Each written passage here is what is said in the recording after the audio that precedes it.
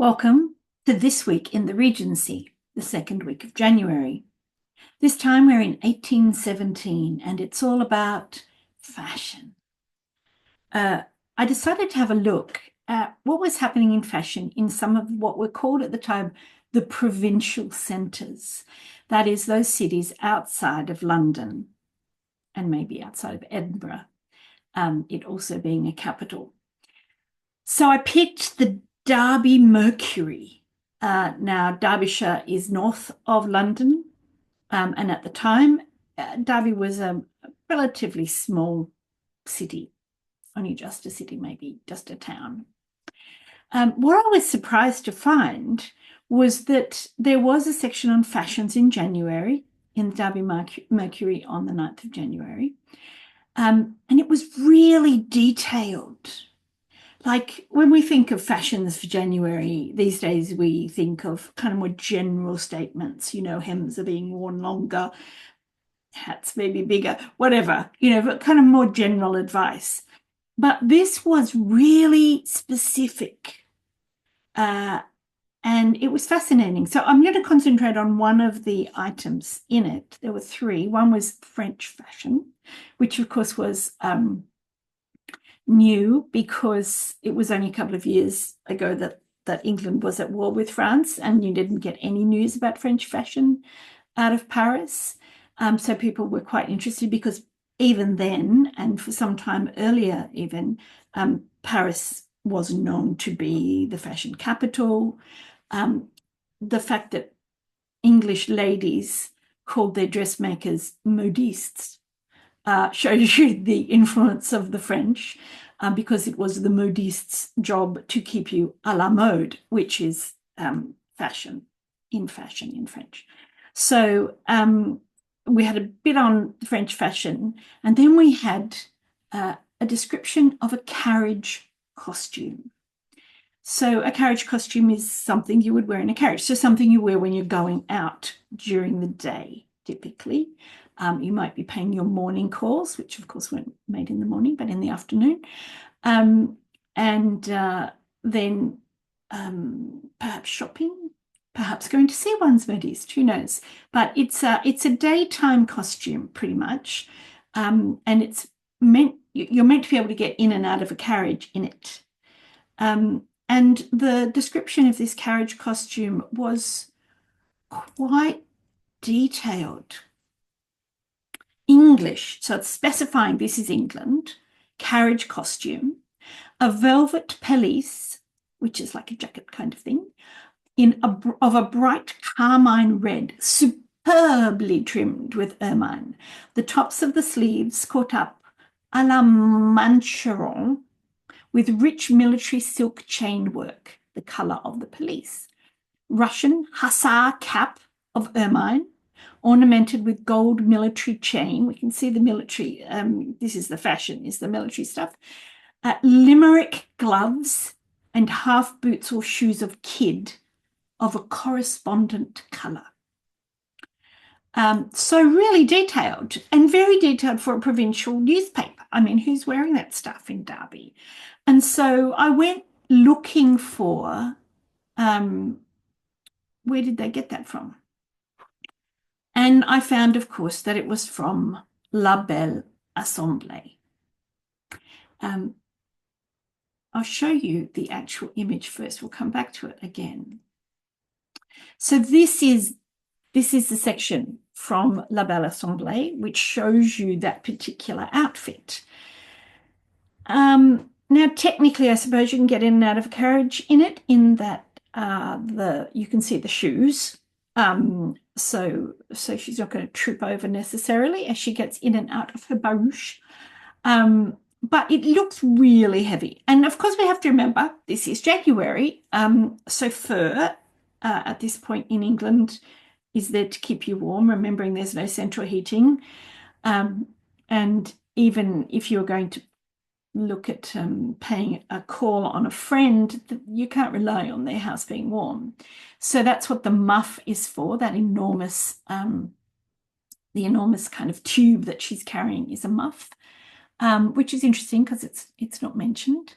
And we can see the military style of the cap. Um,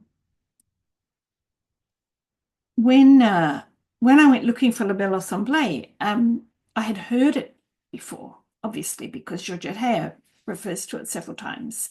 And she does like to make fun of it. She does like to kind of talk about how impossibly tall the models are.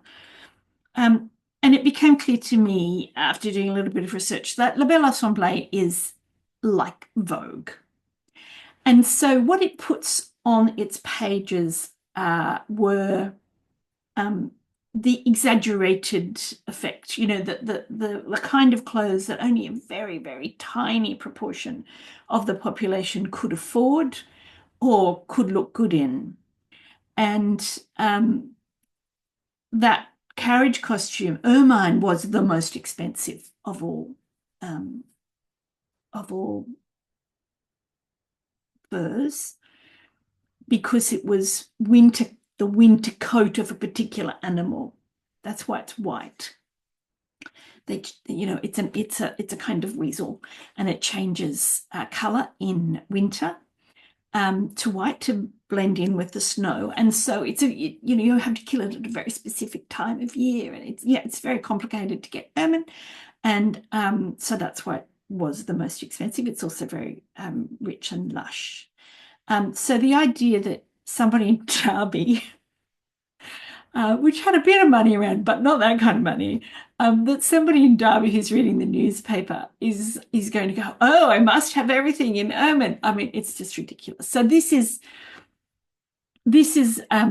people who will never be able to afford the clothes in Vogue reading Vogue effectively, and quite interesting in that sense.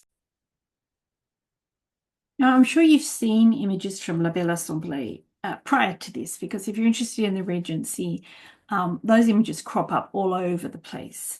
But I found it surprisingly hard to find what it itself looked like. There's lots of reproductions of the beautiful fashion plates inside, which were, it was an expensive magazine because it was a full color magazine, which was an extremely expensive printing process in the Regency.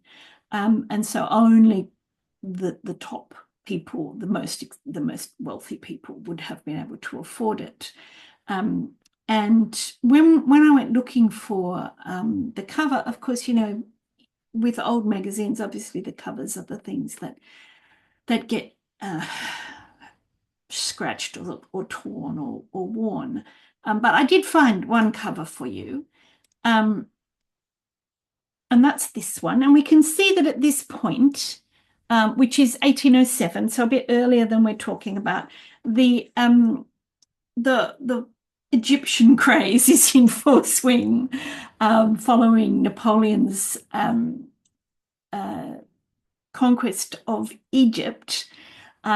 Egyptian things became very popular in Paris, and that came across to London because there was not so much direct fighting with Napoleon at that point from Britain. Most of Europe was at war with him, but Britain didn't get involved until directly in France at that point. And so there was still people going backwards and forwards. And we can see that Egypt was all the rage. And I think that's really interesting. It's interesting also to think about what did they think they were doing? Like, who were they aiming at? Who is this magazine designed for? And they make it quite clear. They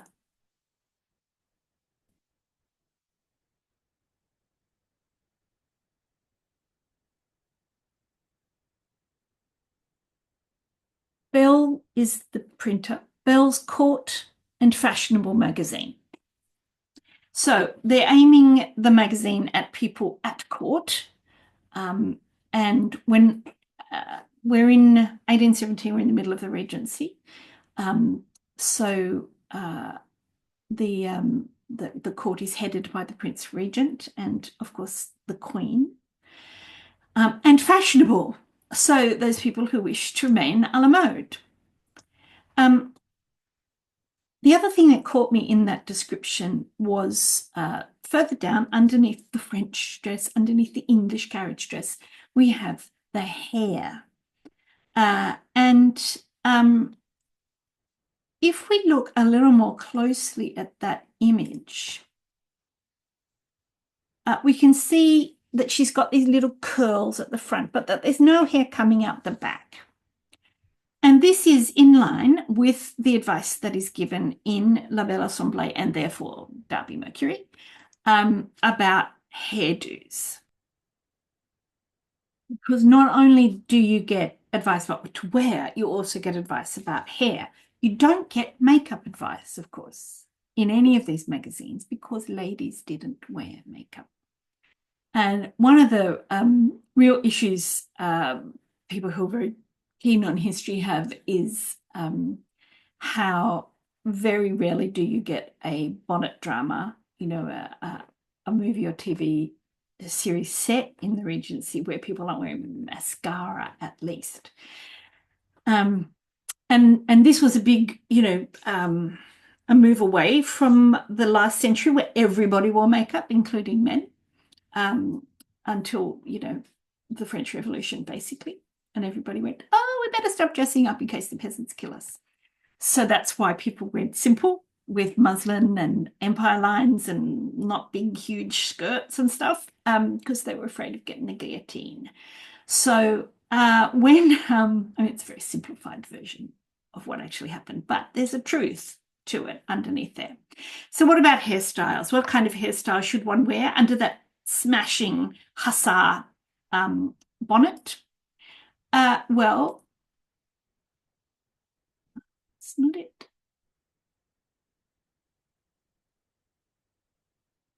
It is not.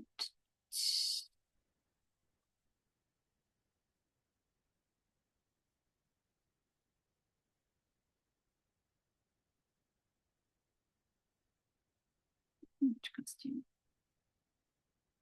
What's this?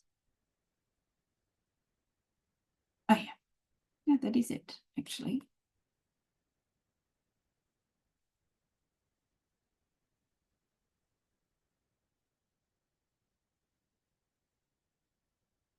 The hair is brought up in a high tuft behind, and the front hair combed back on each side so as to display the forehead. A part of it is disposed in loose ringlets, which fall carelessly over the ears, which they partly shade. The hair is ornamented by a single lily, placed in a bunch of fern. Necklace, earrings, bracelets, and armlets of ruby intermixed with pearl. Of course, how could one have anything other than ruby intermixed with pearl? So I was having a bit of trouble actually visualizing that. So I went looking for an image from that style, and this is what I came up with. Now the tuft, it took me a long time to find out that tuft didn't really necessarily mean a little bit sticking up like a rooster's comb. It's just an area that rises higher. It's kind of the equivalent of a messy bun in some ways at the back there. But in this case, the lady has decided not to get her hair cropped, but to keep her very long hair, and that's a crown of braids. However, you can't assume that because they did have false hair, and people sold their hair to wig makers, perruquiers, and it may well be that she does have shorter hair and that is just false hair. But look at that face. She doesn't look exactly terrifically fashionable, does she? So I'm going with the idea that it's her real hair. Because eyebrows were plucked and hers aren't. And you can see that she has the hair combed back from the forehead with the careless curls, the lovely careless curls, which would have taken her some time to do. And that's why women had to go home, and when they went resting, that probably meant that their curls were wetted down and in rags to make those little curls. a lot of that kind of preparation for ball stuff was getting the curls right. And although some people did try an equivalent of curling irons, it was dicey, and you could often end up with burnt hair or burns. And so people tended to rely on rags. You wet the hair and you wind it around the rag, and then you wind another rag around it. And that's how you get the careless curls that partly shade the ears. So that's the fashion report from January 1817 in Derby. We'll see you next week in the Regency. And if you want to know what happens next week in the Regency, please subscribe.